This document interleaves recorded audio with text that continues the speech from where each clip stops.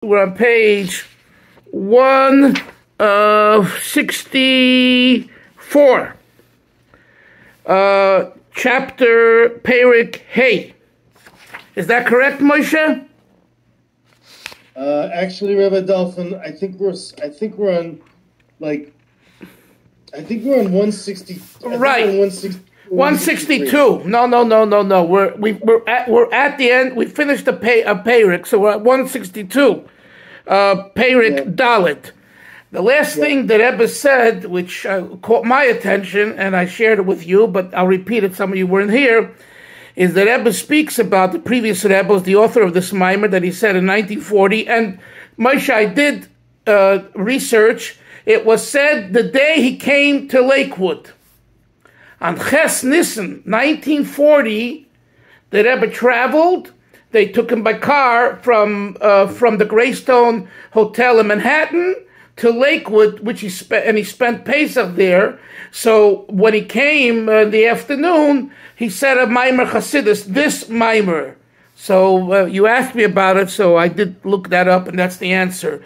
But going back to the Nakuda that he says here, he speaks about building spiritual homes through Oisiyos HaTorah, and he says the way to do it is to memorize Mishnah, because the word Mishnah reversed is Neshama, and Tanya, because the word Tanya reversed is Eson, which means strength, strong, Eson.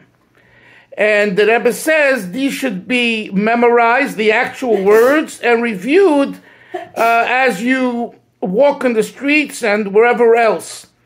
That's permissible to do that halachically. And the Rebbe says that the last two lines of the previous chapter, this causes, when you do that liboy moichoi v'liboy mishubadim lalikus. It makes your mind and your heart mishubad, dedicated, like mortgaged to godliness. And that's the way you build a spiritual city. So practically, without philosophy, without Hasidus, Kabbalah, and simply speaking, everyone has to memorize a Mishnah for Pirkei Avos. Kol Yisrael yesh lehem chelik b'ilm habash nema v'hamakum tzadikim b'ilm yeshoretz. That's part of a Mishnah. You memorize that, and you walk up and down Dolev, and you're walking up Hamor, and all the streets. Keep your mind fresh. Say the words. I saw myself, the Rebbe, walking from 770 to his house on President Street. It's only like 4 or 5 blocks. It's not a long walk. And I could see his lips, going like this, like a little bit, very, very discreetly, But I saw it. And I saw it by other people too. If you're not used to, and it's hard for you to do that actually with your lips, you think with your machshava, the words, Kol Yisrael yesh lem chelik leolam haba shnema v'hamakum tzadikim leolam yeshoretz, etc. So that's Mishnah. I'm just an example of Mishnah. Or Me'emes HaKodesh Shema Ba'arvim, Whatever Mishnah talks to you, but you need to sit down and memorize it. This is what we did when we were boys in Yeshiva.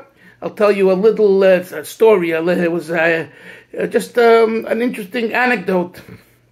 It was 1971 or 72 in Camp Gan Yisrael in Parksville. The flagship station of all Camp Gan Yisraels was the Camp Gan Yisrael in the Catskills. So I was there as a boy, 10 years old, 11 years old, 12 years old.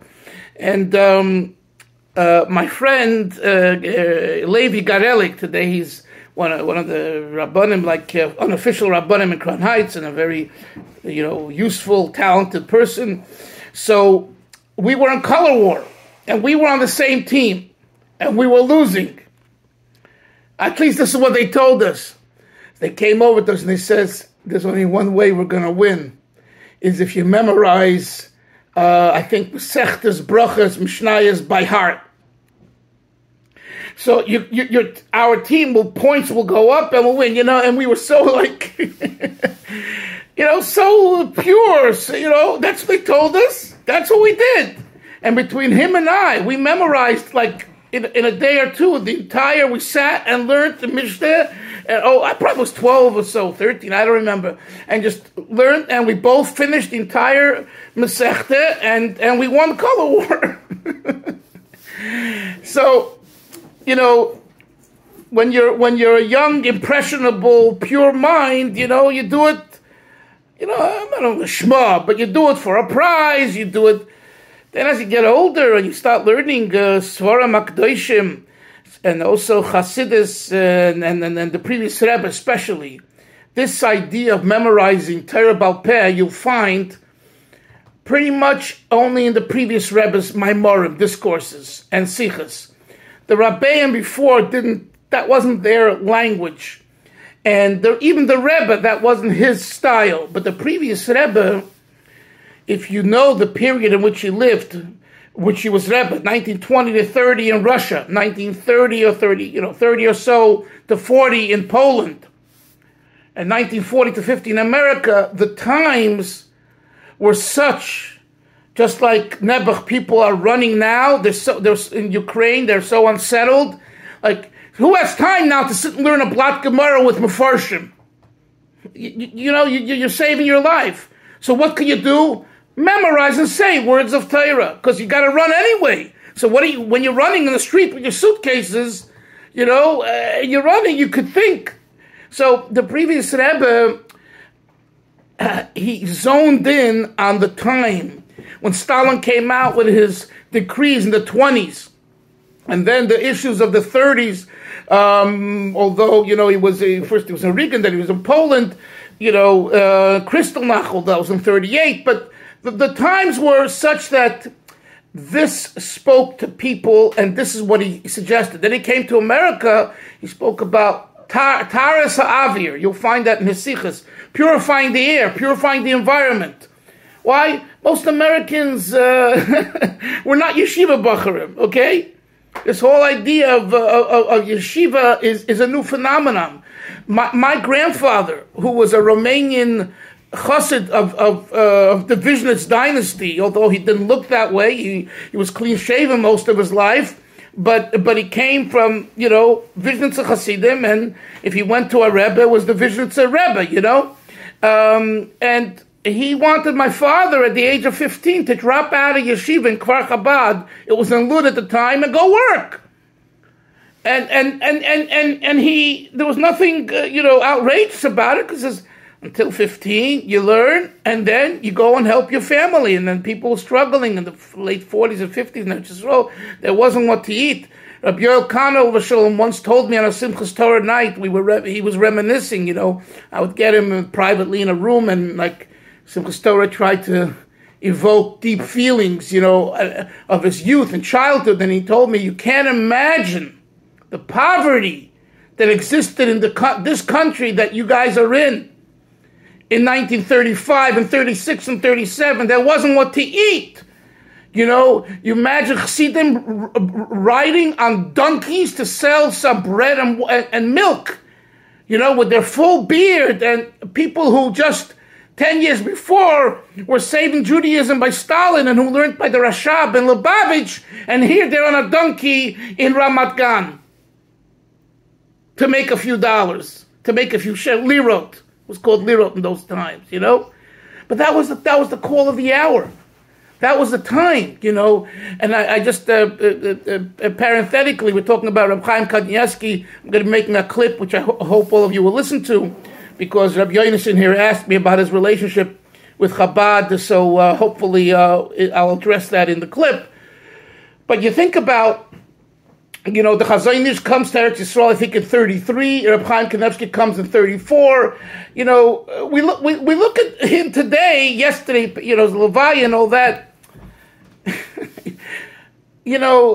Either they don't know, we don't know, or we don't care, or we want to, you can't imagine what these people were, it was survival mode.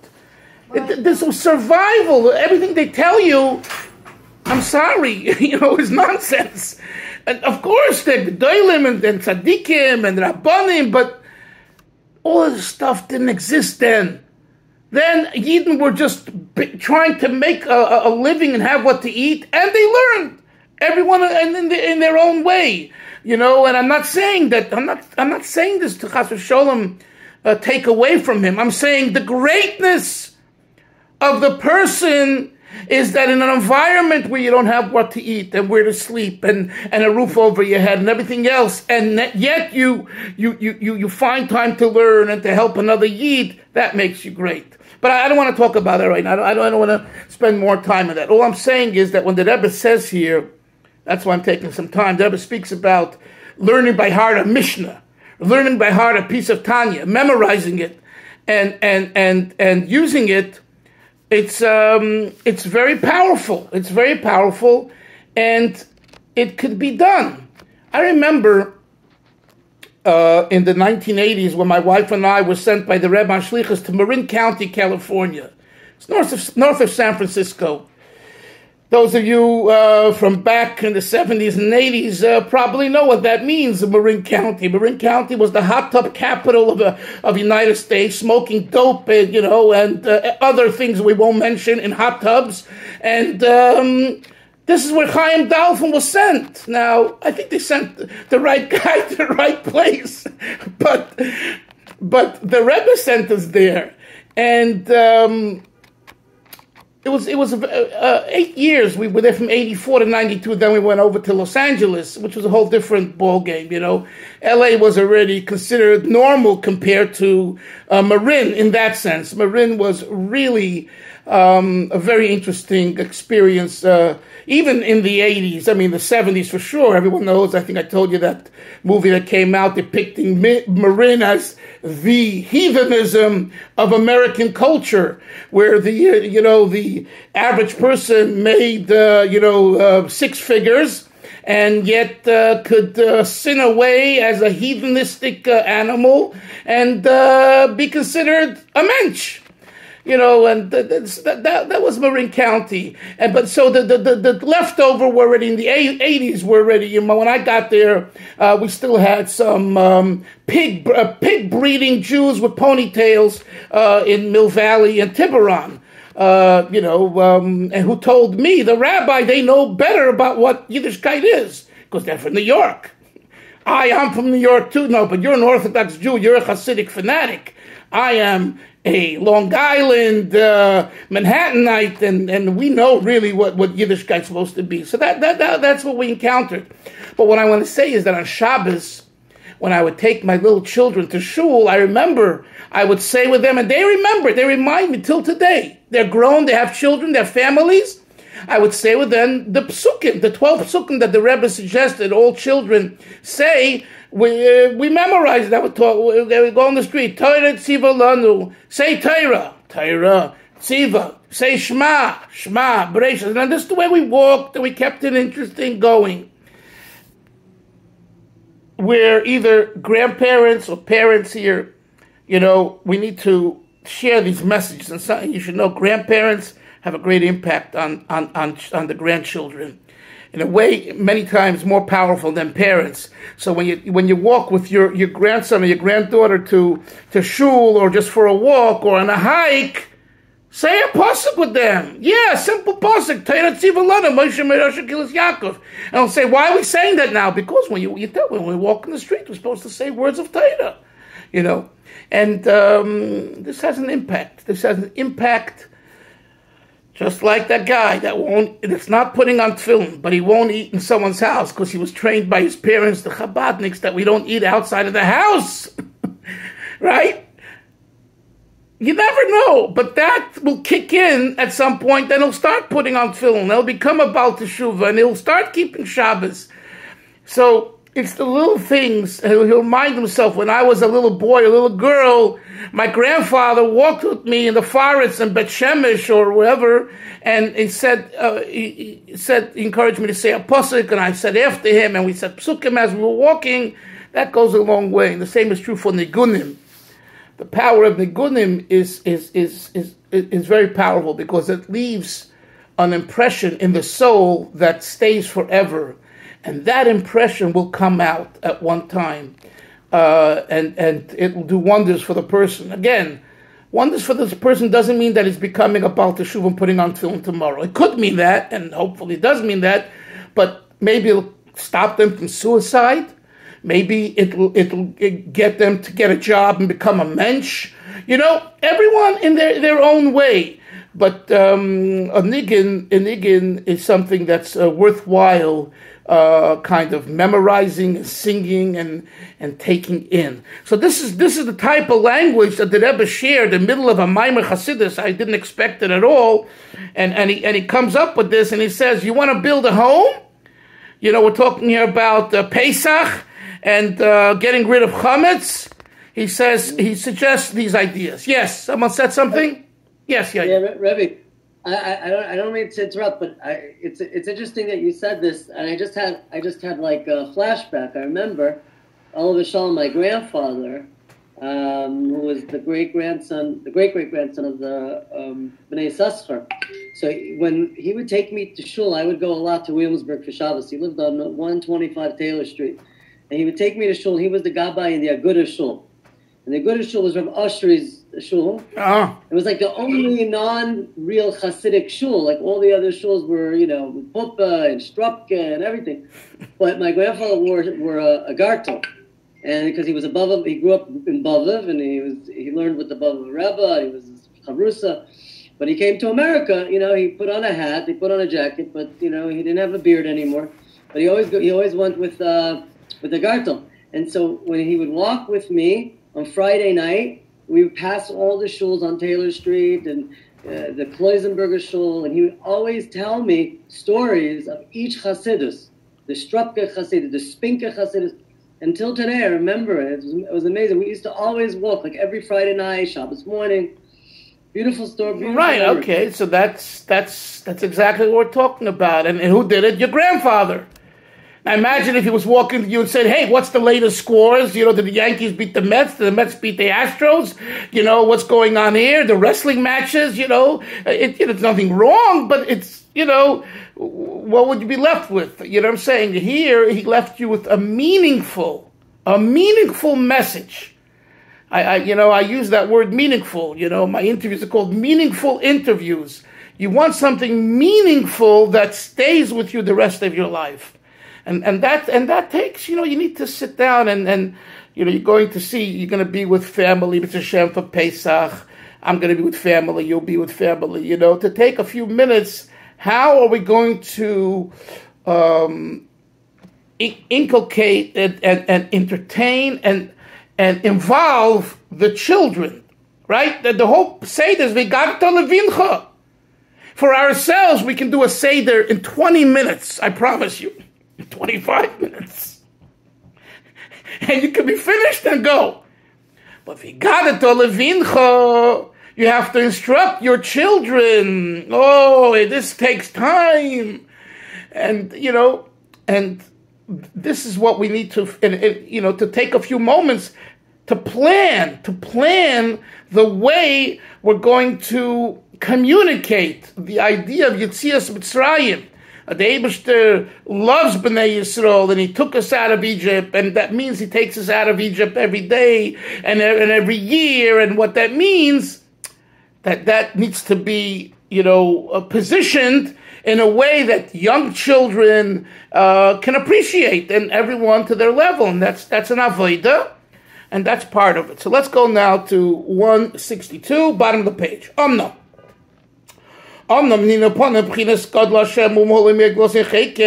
Sometimes this idea, Hashem is great, Hashem is very praiseworthy, and to his greatness there is no end.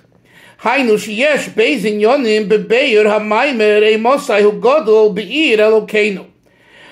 a statement that Chazal say, when is Hashem great? When he's in the city of God. So he's explaining this idea. How is Hashem great? Through the city of God. And he explains. Nikar Gedulas Hashem. In the city of God, he is recognized. Top of 163. The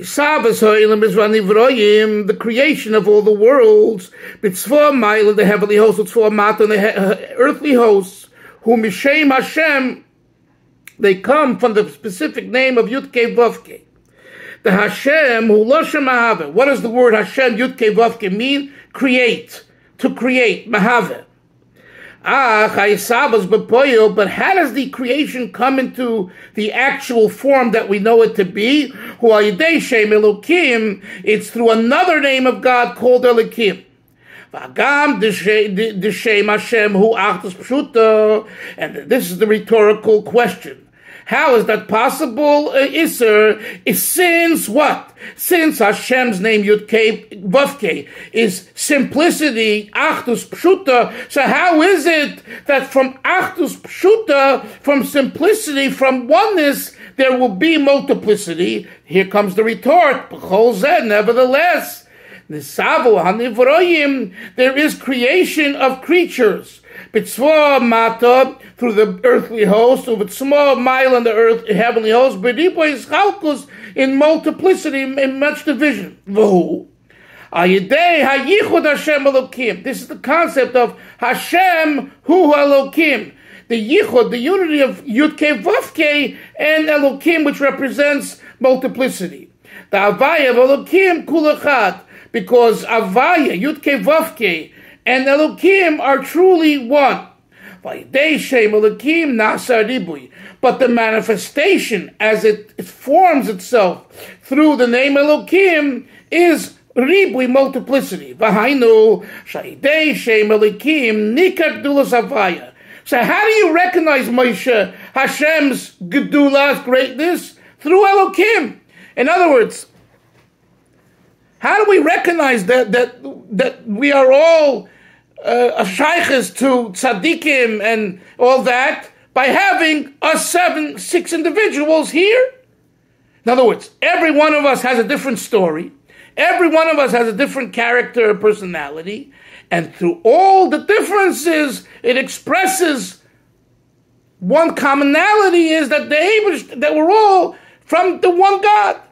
So specifically, the ribui, the multiplicity, the differences of culture and personality and individuals points to one.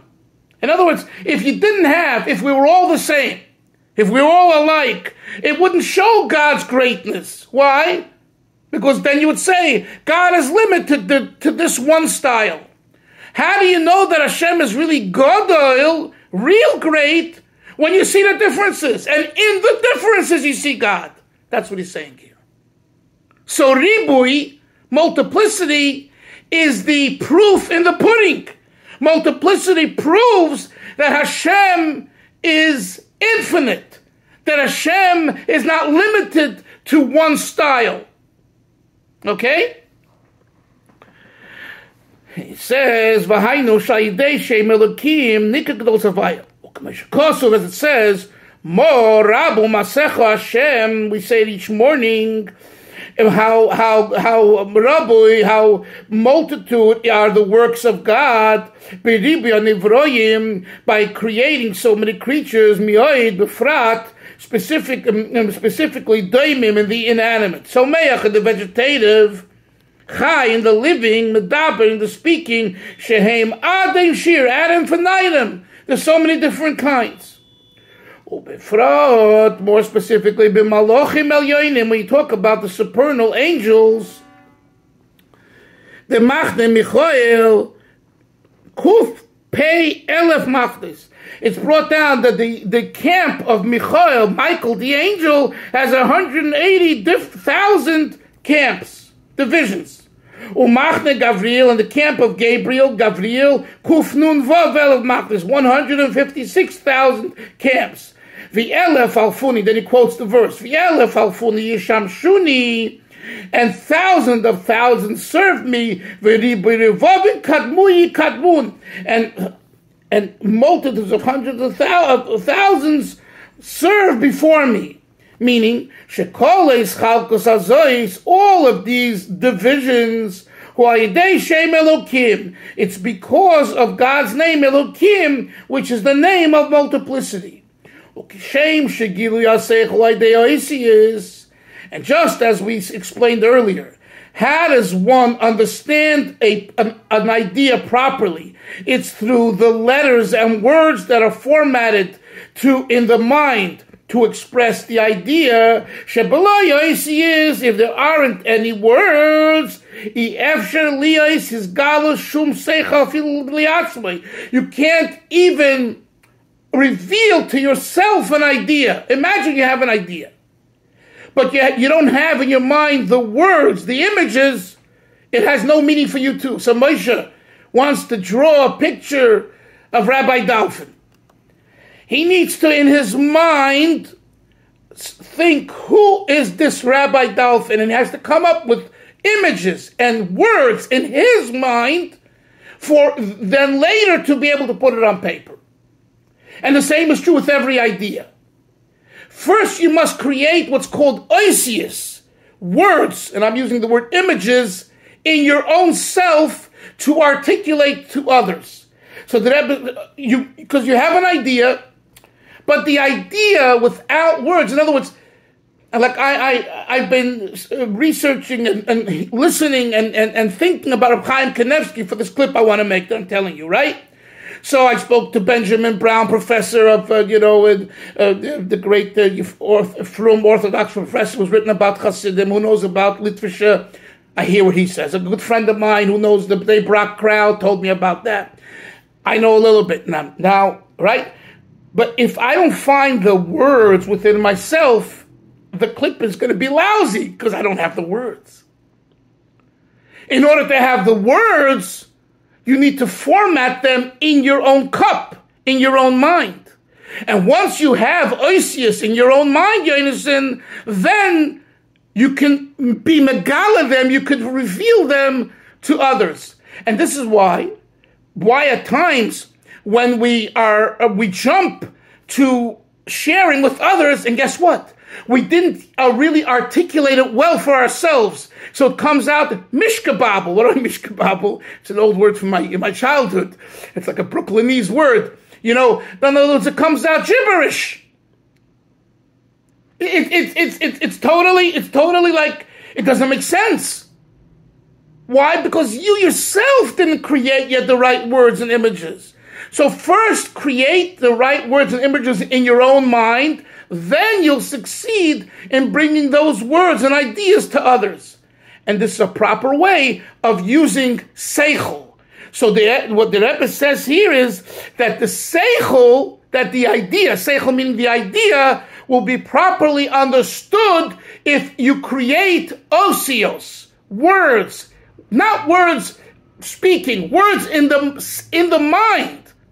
In the mind you need to create the words, the images.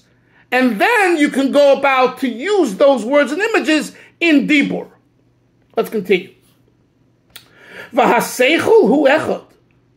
The seichel, the idea, is one nakuda, right? It's one point. Whatever that idea you're talking about, if you're really on the right path of the idea, it's one nakuda. It's not two nakudot. It's one. But the way it comes out in dibur, Moshe, is in various words. But it's one nakuda. So what do we see? Avram, what do we see? We see the same thing.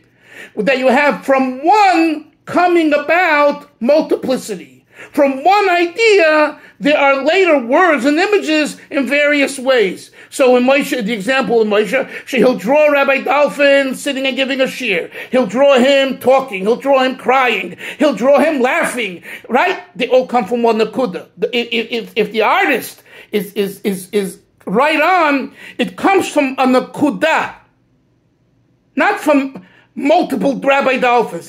The nakuda drives the multiple pictures. Moshe, I don't know, it's not my field, it's your field. Not about me, but I'm saying, is the approach the right approach in your work? Yep. Yeah. It is very much the right approach. Okay. Let's continue a few more lines. So